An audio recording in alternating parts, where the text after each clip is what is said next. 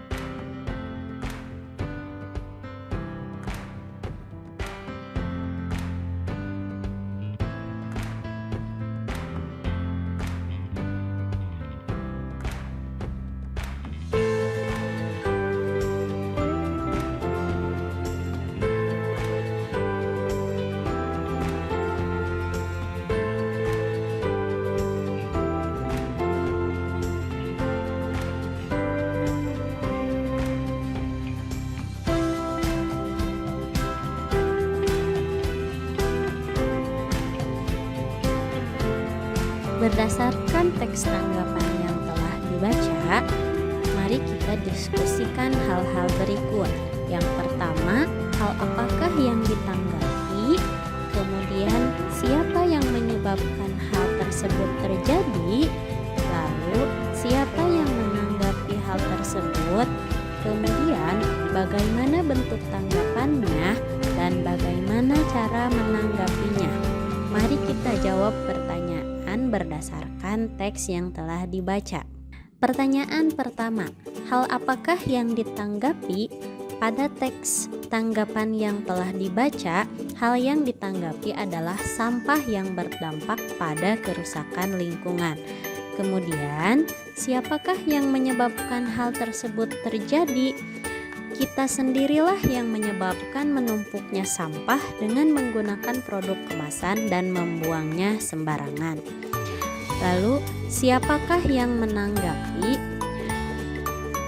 Yang membuat teks tanggapan tersebut adalah seorang penulis yang menyadari akan dampak buruk dari sampah tersebut. Bagaimana bentuk tanggapannya? Tanggapan dari penulis mengungkapkan ketidaksetujuannya terhadap masyarakat yang memakai terlalu banyak produk kemasan dan membuang sampah sembarangan. Kemudian yang terakhir, bagaimana cara menanggapinya? Penulis menyampaikan tanggapannya dengan bahasa yang santun. Kemudian kita akan mempelajari materi mengenai teks tanggapan berikut ini.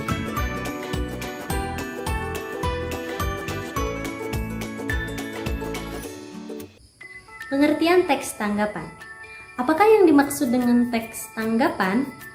Menurut KBBI atau Kamus Besar Bahasa Indonesia, kata tanggapan didefinisikan sebagai sambutan terhadap ucapan yang bisa berupa kritik, komentar, dan sebagainya.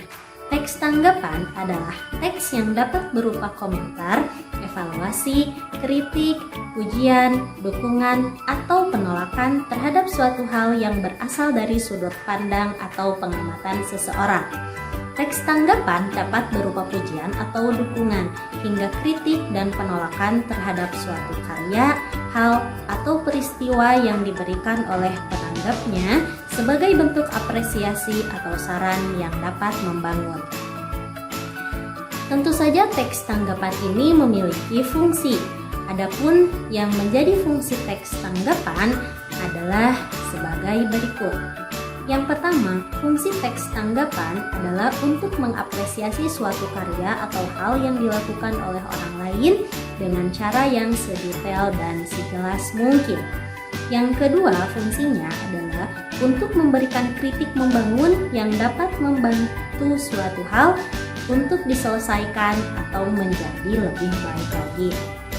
Selain itu, Teks tanggapan juga berfungsi sebagai wahana atau sarana dari hal yang ditanggapi agar sesama pemuji atau pengkritik dapat berdialog dengan lebih baik melalui konteks, deskripsi, dan penilaian yang diberikan oleh teks tanggapan.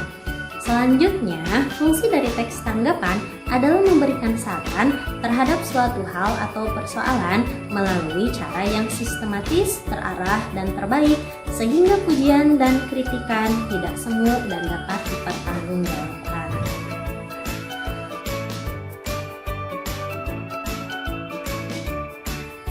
Selanjutnya adalah jenis-jenis teks tanggapan.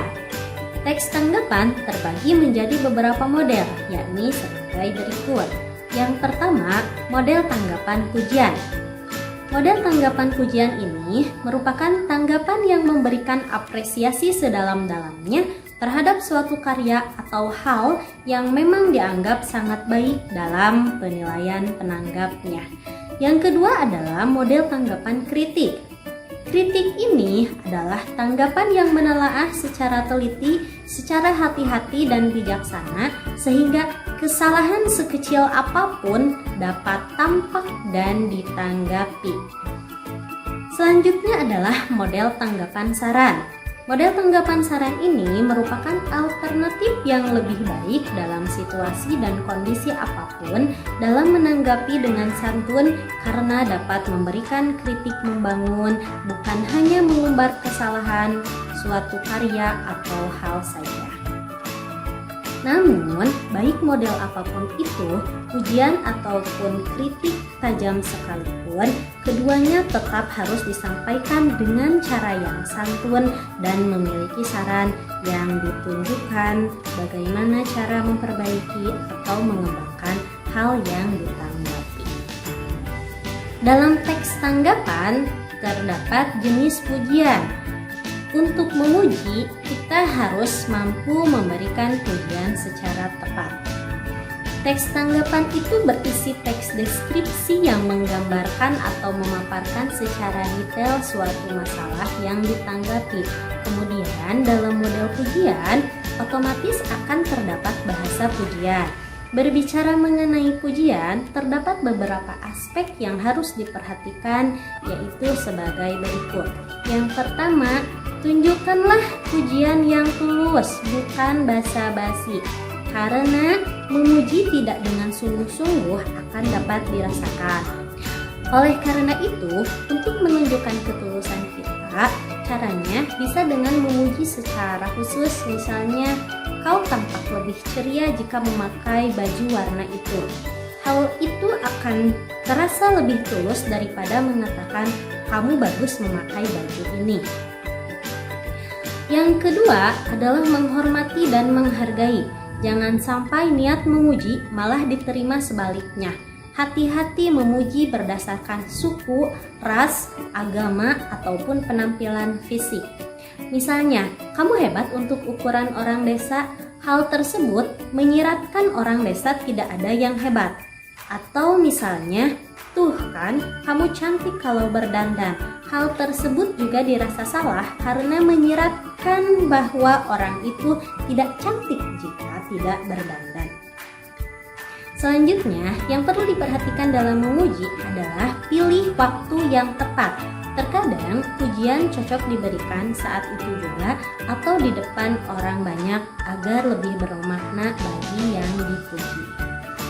Kemudian, dalam memuji, kita harus memberikan rasa nyaman karena terkadang memuji itu membuat seseorang menjadi canggung. Jangan sampai membicarakan diri sendiri, apalagi jika maknanya berlawanan. Misalnya, kamu hebat sekali sudah memenangkan kejuaraan catur dan bisa mengharumkan sekolah kita. Kalau saya, ya mungkin tidak bisa. Saya kan orang yang tidak apa-apa.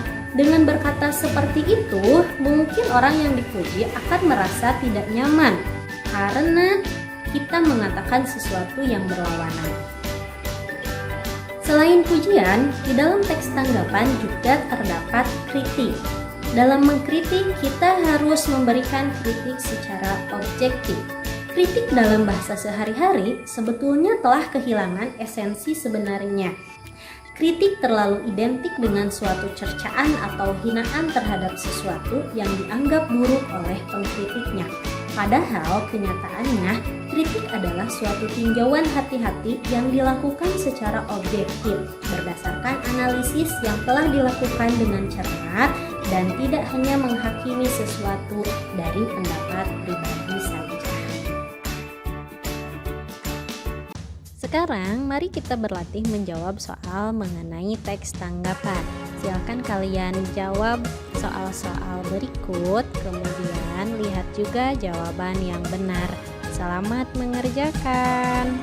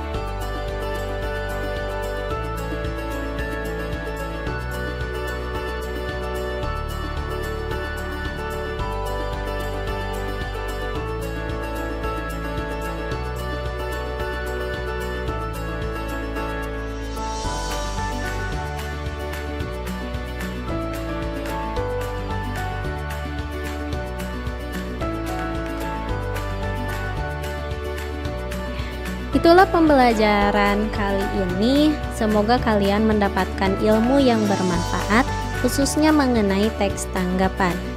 Sampai jumpa di pembelajaran berikutnya. Wassalamualaikum warahmatullahi wabarakatuh.